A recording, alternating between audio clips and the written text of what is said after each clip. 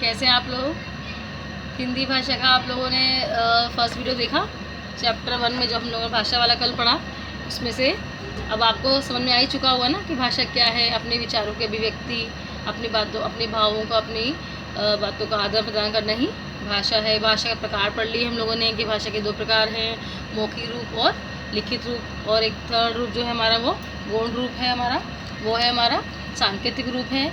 इस तरह हम लोगों ने उसको पढ़ा है। आज हम पढ़ने वाले हैं हिंदी भाषा का वर्तमान स्वरूप। जो हिंदी भारत में आज बोली जाती है उसका साहित्यिक और प्रचलित नाम ही खड़ी बोली है। ठीक है, तो यहाँ पे अभी हमें ये समझ में आ चुका है कि हमारा जो वर्तमान स्वरूप है हिंदी भाषा का वो क्या है, खड़ी बोली है। कुछ विद्वानों का मानना है कि उत्तर प्रदेश के आसपास के इलाकों में वह बोली जाती थी और बिल्कुल खरी खरी बात, यानी खड़ी बोली कैसी है, बिल्कुल खरी खरी बात कहने के कारण उसको अक्खड़ भाषा होने के कारण उसको संभवतः खड़ी बोली कहा जाने लगा हुआ। ऐसे कुछ लोग अपनी मान्यता रखते हैं। स्थिति जो भी हो, परंतु आज भारत में यही खड़ी बोली बोली जाती है। इस तरह हमारी खड़ी बोली का वर्तमान स्वरूप हमारे सामने है। इसमें खड़ी बोली में संस्कृत, प्राकृत, पाली, अपभ्रंश, राजस्थानी, ब्रज, अवधी, अंग्रेजी, फ्रेंच, उर्दू आदि भाषाओं के शब्दों का प्रयोग किया जाता है और यही हमारी संपर्क भाषा कही जाती है। ठीक है, तो यहाँ हम लोगों ने खड़ी बोली पढ़ चुके और उसके बाद हम लोगों ने इसको संपर्क भाषा भी पढ़ चुके। अब हम पढ़ने वाले हैं थर्ड बिंदु जो है हमारा, सेकेंड बिंदु है हमारा संपर्क भाषा।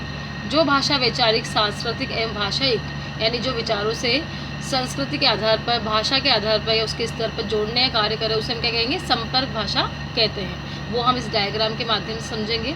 भारत में हिंदी और अंतर्राष्ट्रीय स्तर पर अंग्रेजी संपर्क भाषा का काम कर रही है। भारत के अलग अलग भाषाई प्रांतों के लोग जिस भाषा में एक दूसरे से विचारों को आदान प्रदान करते हैं वही हमारी संपर्क भाषा कहलाती है। ठीक है, जैसे कि यहाँ संपर्क भाषा पढ़ रहे हैं हम लोग, और ये हिंदी क्या है, विविध रूप है। जो हम पढ़ रहे हैं, चारों भी बिंदु पढ़ने वाले हैं हम लोग। हाँ, तो वो क्या है, हमारे हिंदी भाषा के विविध रूप है। जैसे संपर्क भाषा पढ़ चुके हम, फिर हम पढ़ने वाले हैं राजभाषा, फिर हम पढ़ेंगे राष्ट्रभाषा, फिर हम पढ़ेंगे मानक भाषा। अब थर्ड बिंदु है इसका राजभाषा, जो है हमारी ऑफिशियल लैंग्वेज। सेकंड बिंदु है हमारा राजभाषा। राजभाषा अर्थात सरकारी कामकाज के लिए प्रयोग में लाई जाने वाली भाषा। यानी आपको समझ में आ चुका है कि राजभाषा क्या है, जो सरकारी कामों में या सरकारी कामकाज के लिए प्रयोग में लाई जाने वाली भाषा ही राजभाषा है। इसी में शासन के सभी आदेश निर्देश प्रकाशित होते हैं। हिंदी भारत की राजभाषा है। भारत के संविधान में, ये बहुत इंपॉर्टेंट लाइन है, इसे ध्यान से सुनिए और फिर लिख लेना आप लोग। भारत के संविधान में 14 सितंबर 1949 को हिंदी भाषा को भारत संघ की राजभाषा के रूप में मान्यता प्राप्त हुई। आपसे शॉर्ट आंसर में या ट्रू एंड फॉल्स में या फिर आप लोगों से किसी भी वे में क्वेश्चन पूछ सकते हैं कि जो हिंदी भाषा है उसको किस दिनांक में, किस तारीख को उसको राजभाषा के रूप में मान्यता प्राप्त हुई। तो वो 14 सितंबर 1949 है। ठीक है, उत्तर प्रदेश, बिहार, मध्य प्रदेश, दिल्ली, हरियाणा, राजस्थान, हिमाचल प्रदेश, उत्तरांचल, झारखंड, छत्तीसगढ़ की राजभाषा भी हिंदी है। ठीक है, ये भी आप लोग ध्यान में रखिएगा कि कहाँ कहाँ की भाषा हिंदी है। अब हम थर्ड बिंदु पढ़ने वाले हैं राष्ट्रभाषा। किसी भी राष्ट्र के अधिकारिक नागरिकों द्वारा अपने दैनिक कामकाज में अपनाई जाने वाली भाषा राष्ट्रभाषा कहलाती है। भारत की राजभाषा हिंदी कही जा सकती है। इसके निम्नलिखित कारण है। क्या रीज़न है जिसको हम हिंदी को ही हम राष्ट्रभाषा कह रहे हैं, वो आप देखिए। फर्स्ट बिंदु है, भारत की सभी भाषाओं में हिंदी सर्वाधिक बोली और समझी जाती है। फर्स्ट रीज़न तो हमारा पता लग ही रहा है, क्योंकि सबसे ज़्यादा हिंदी भाषा बोली जाती है और समझी भी जाती है।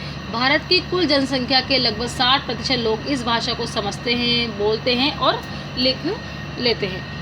फिर सेकंड पॉइंट देखिए, हिंदी राष्ट्र की सभ्यता और संस्कृति के उच्च आदर्शों को अपने में समाये हुए। ठीक है, अब थर्ड पॉइंट पढ़ने वाले हैं हम लोग, वो है हमारा मानक भाषा।